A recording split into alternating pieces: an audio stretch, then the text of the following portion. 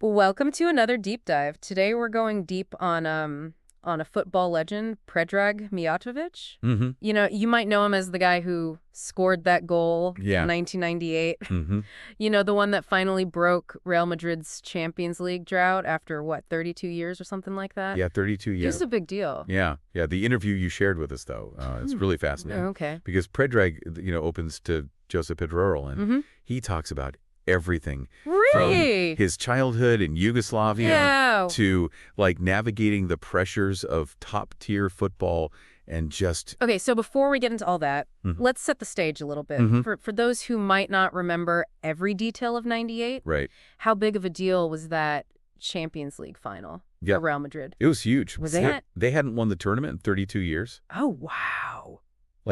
Imagine the weight of expectation on the entire club. Yeah. The fans, everyone on, and Predrag actually talks about how scoring that goal felt like lifting this immense burden. Really? Not just for himself, Wow. but for generations of Madridistas. Wow, 32 years. Yeah. Okay, so obviously this guy's got nerves of steel. Yeah.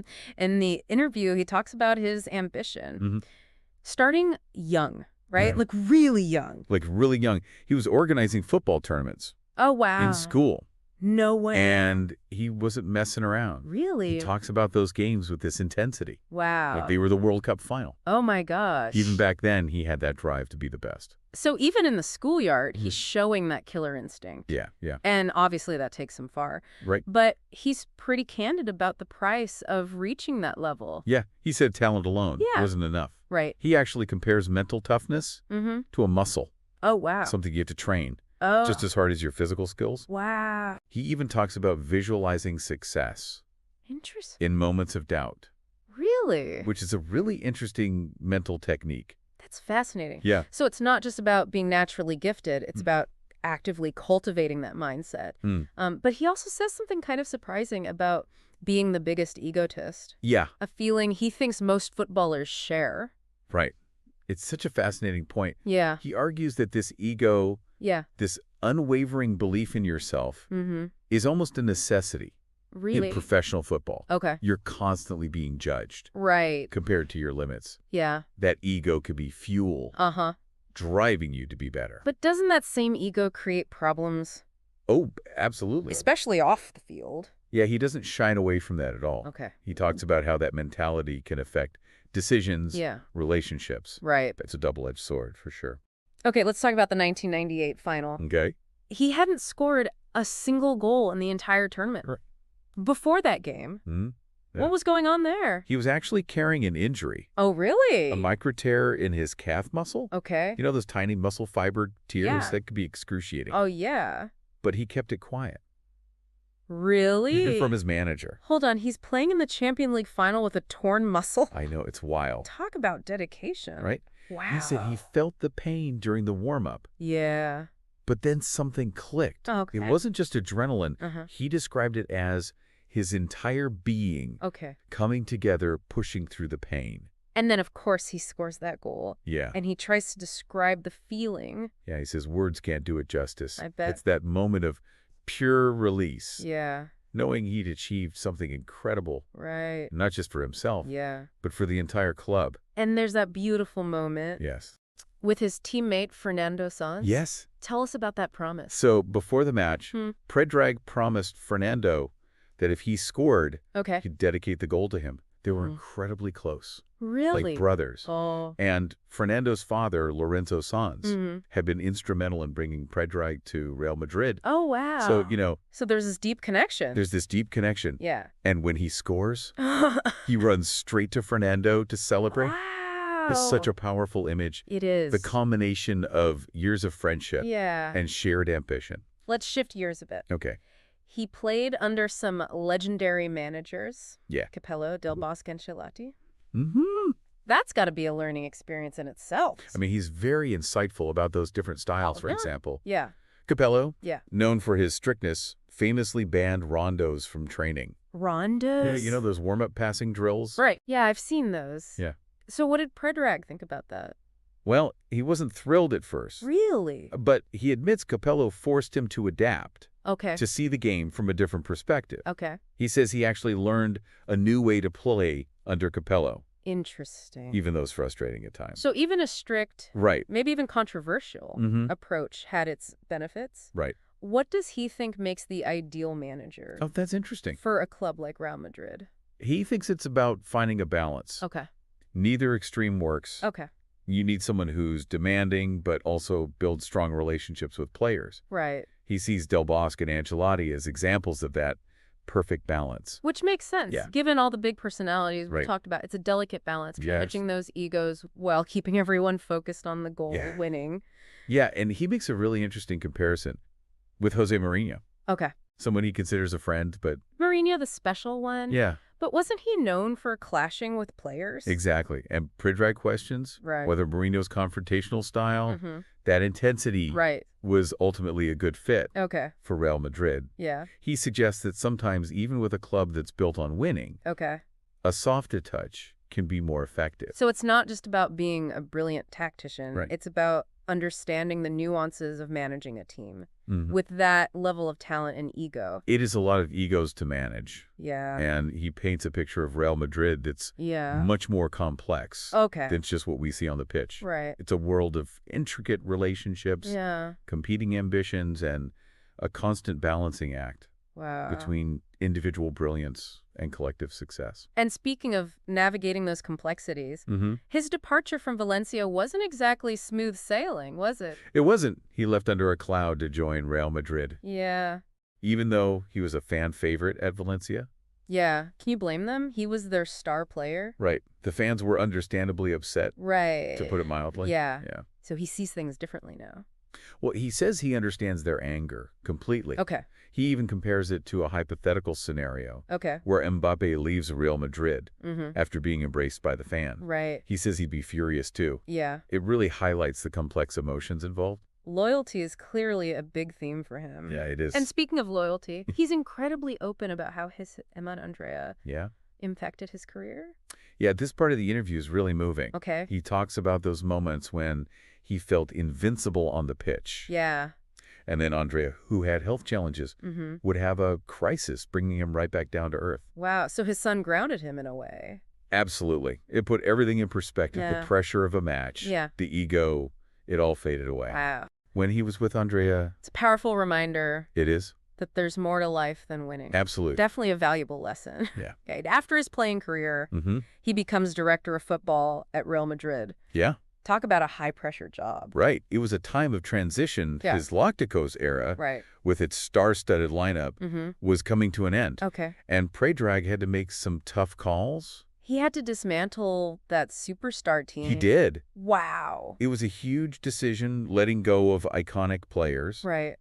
but he saw it as necessary Yeah. for the club's future. Okay. He brought in new players, Mm-hmm. like Marcelo's, who he believed would shape Mm-hmm. the next generation of Real Madrid. That was his call signing, Marcelo. It was. Wow. And it's considered one of his best moves Really? as director of football. Wow. He saw Marcelo's potential early on, Uh-huh.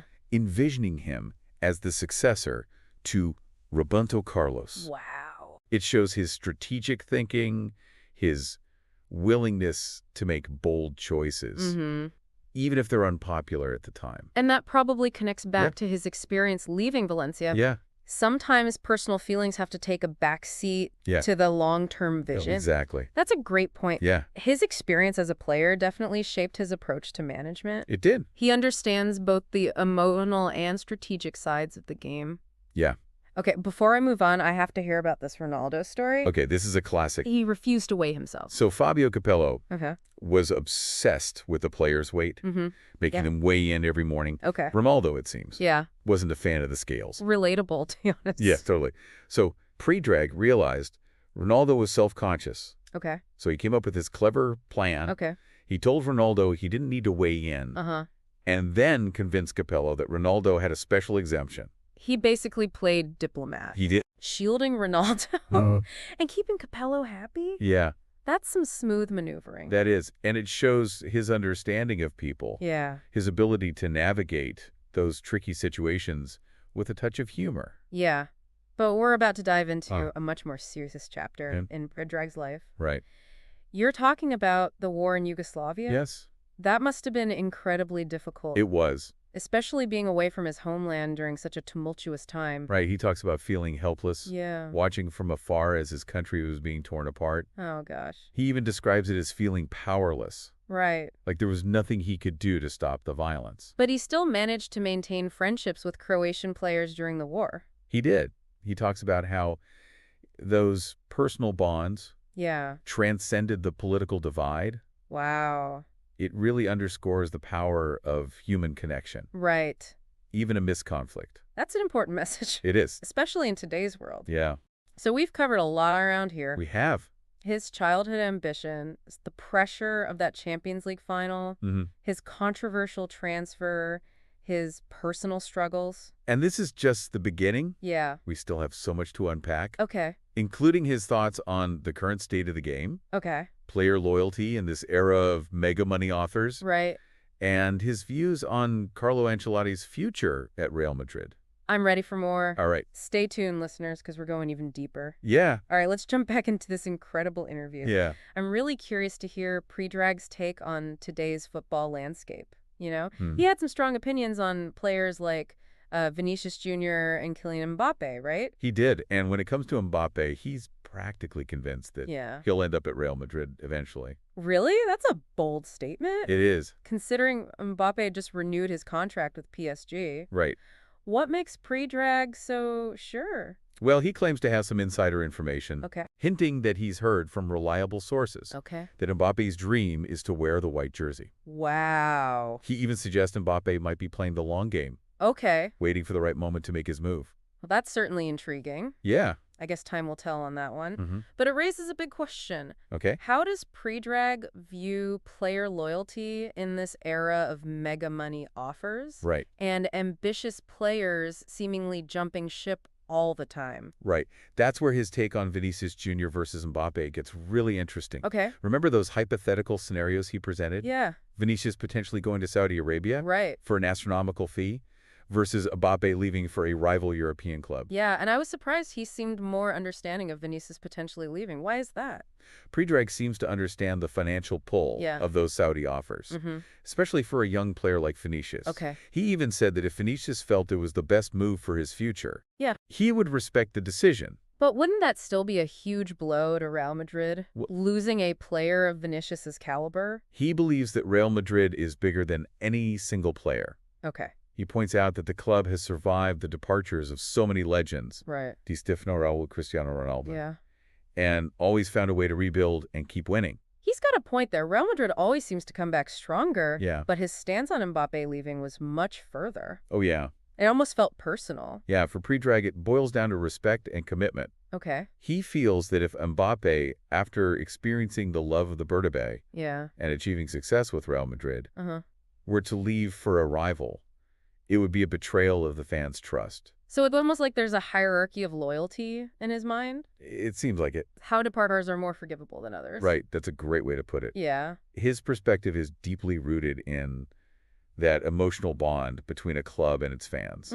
He doesn't hold back in calling out behavior he sees as disloyal or disrespectful to that bond. And this ties back to his admiration for Luka Modric? Yeah. Accepting a reduced role with such grace. Is Predrag suggesting this is the ultimate display of loyalty? It could be. Putting the team above personal ambition? It's certainly one interpretation. Yeah. He seems to have a newfound appreciation for players who prioritize the collective good. Right. Even if it means sacrificing individual accolades. He even admits he lacked that kind of maturity and selflessness earlier in his career. It's really interesting to hear him reflect on his own past and acknowledge his growth. Yeah. He seems to have a much more balanced perspective now. Right. Recognizing the complexities of loyalty in the modern game. Yeah, he's definitely learned from his experiences, both on the pitch and in the boardroom. He's seen the highs and lows, the triumphs and the betrayals. Right. And it's giving him a unique perspective. And speaking of those lows, Yeah. he doesn't hold back when discussing the Negreira scandal. For those who might not be familiar with this, can you give us some context? Essentially, Barcelona is accused of making payments to a former refereeing official, Okay. which has raised serious questions about the integrity of the competition Right. during that period. And Predrag sees this as a major blow to the sport's credibility. Absolutely. He believes this scandal cuts to the core of fair play. Mm-hmm. He also feels it feeds into a narrative that Real Madrid has often been unfairly accused of benefiting from biased refereeing. He's very vocal about this perceived double standard, isn't he? He is. He sees the Negreira scandal as evidence that Real Madrid is often held to a different, harsher standard than other clubs, despite their achievements. He doesn't shy away from those controversial topics. Which, to be fair, is kind of his trademark. He always speaks his mind. Yeah. So what about his take on Carlo Ancelotti? That seems to think it's time for a change. Yeah. Even if Ancelotti wins more trophies this season. Well, he acknowledges Ancelotti's incredible success and his status as a top manager, but he feels Ancelotti has reached a point where he can't offer anything new to the club. Does he think Ancelotti's tactics are outdated? Not exactly. He seems to think it's more about needing fresh ideas, a new approach. It's like he feels Real Madrid needs to evolve and embrace a new era. And he already has a successor in mind, Xabi Alonso. Interesting choice. It is. What makes him think Alonso is the right fit? He believes that Alonso, with his experience as a player at Real Madrid and his growing success as a coach, embodies the qualities the club needs to move forward.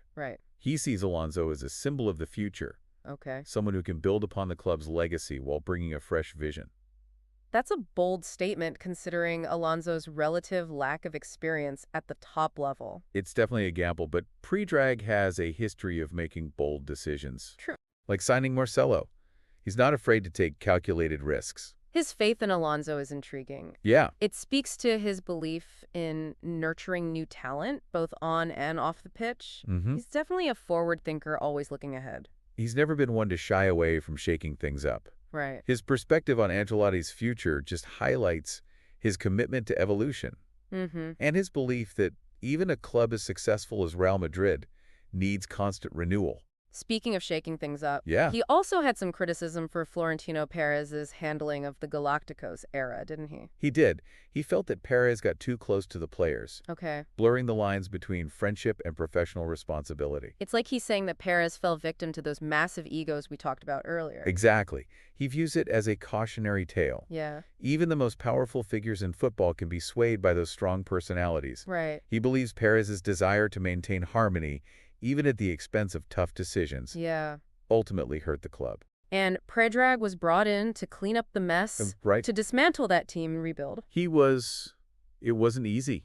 He had to make those difficult choices that Perez maybe wasn't willing to make.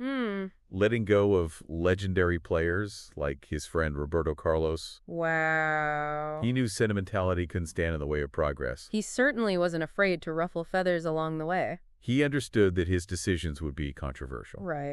But he was willing to face the backlash, believing it was necessary for the good of the club. He seems to have a deep understanding of that delicate balance between personal relationships and professional obligations. It's a tightrope walk. It is. Especially in a high-stakes world like football. He's learned from his own experiences, both the missteps he made at Valencia and the tough choices he faced as director of football at Real Madrid. He knows those decisions carry weight and impact everyone involved, players, fans, and the club's legacy. It's fascinating to hear his perspective on all of this. It is. It's like getting a glimpse behind the curtain of one of the biggest clubs in the world. He doesn't hold back, that's for sure. No, he doesn't. And that's what makes him so compelling. It is. But this is just one side of Predrag Mijatović. There's so much more to explore. Okay, I'm hooked. Let's dive into the final part of this incredible interview. All right, we're back for the final part of our deep dive into the mind of Predrag Mijatović. It's amazing, how his own experiences as a player really seem to inform his views on everything from player loyalty to managing, those massive egos. You could see those parallels from his early ambition and drive to his later reflections on sacrifice and putting the team first. And even his sometimes controversial decisions as director of football. They reflect that willingness to prioritize the club's vision, even when it meant making tough calls. Absolutely. Speaking of controversial, he didn't hold back on the topic of referees. No. And how they handle skillful players who are often targeted. Right. Like Vinicius Jr. He's adamant that referees need to be more protective of these types of players. Right. Making sure they're not subjected to dangerous tackles. Yeah. He even suggests that some referees might be intimidated by the pressure from opposing teams or even the fans. It's like he's still got that fighting spirit. He does. Calling out what he sees as unfair treatment. Yeah. He never shied away from speaking his mind. No. Even back in his playing days. And he brings up a specific instance where he challenged a referee's decision using a phrase that he felt was misinterpreted. Right. He said, "Fuck off."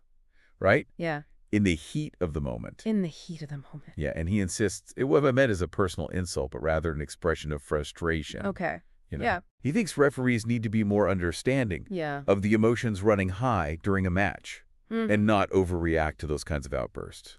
It's an interesting point. Yeah. Maybe there needs to be better communication. I think so. And understanding between players and referees. He believes that fostering a more respectful and open dialogue would benefit everyone. Right. Reducing conflict and keeping the focus on the game itself. That makes sense. Yeah. Clear communication is crucial in any high-pressure environment. Yeah. And you can tell Predrag is passionate about improving the sport. Yeah. Not just for the players, but for everyone involved. Absolutely. He's got that big picture perspective now. Yeah. Looking beyond individual achievements. So after diving deep into this interview, what stood out to you the most about Predrag Mijatović?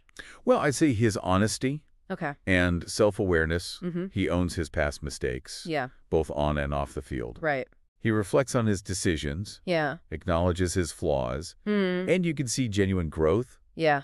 It's refreshing to hear that kind of candid reflection. It is. From someone who's achieved so much. Yeah, and for me, his dedication to his son, Andrea, was incredibly powerful.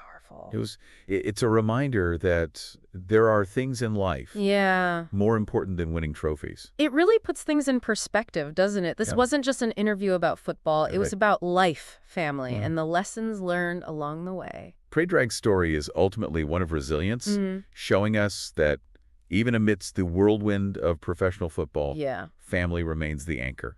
Wow. What a journey. We've covered so much. We have. His childhood dreams, the pressure of that Champions League final, the controversial transfer, his personal struggles, his outspoken views, and that enduring passion for the beautiful game.